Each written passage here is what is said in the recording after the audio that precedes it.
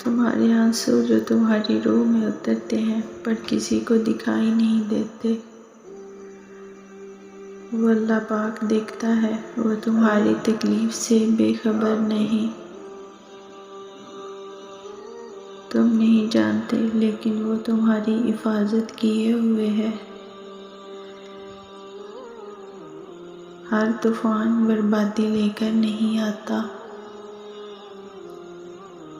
جیسے حضرت نوح علیہ السلام کے لیے طوفان ہار نہیں بلکہ جیت لایا تھا،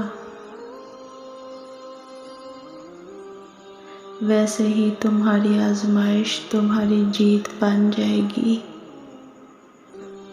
آغاز میں چوٹ ہے تو اختتام میں شفا بن جائے گی۔ وہ تمہیں ایسا نواز دے گا کہ نمازوں میں تمہارے گرنے والے آنسو اللہ پاک کی رحمت پر حیران رہ جائیں گے۔ قرآن پاک میں اللہ پاک فرماتا ہے، قسم ہے چاشت کے وقت کی، قسم ہے رات کی جب چھا جائے، نہ تو تیرے رب نے تجھے چھوڑا اور نہ وہ تجھ سے بیزار ہوا، یقیناً تیرا انجام آغاز سے بہتر ہوگا۔ سورہ یوسف ہمیں یہ سکھاتی ہے کہ خواب سچے ہوتے ہیں، بیمار صحتیاب ہوتے ہیں، کھوئے ہوئے مل جاتے ہیں، مشکلیں آسانیوں میں بدل جاتی ہیں، غم خوشیوں میں بدل جاتے ہیں۔ بے شک سب اللہ کے حکم اور رضا سے ہوتا ہے۔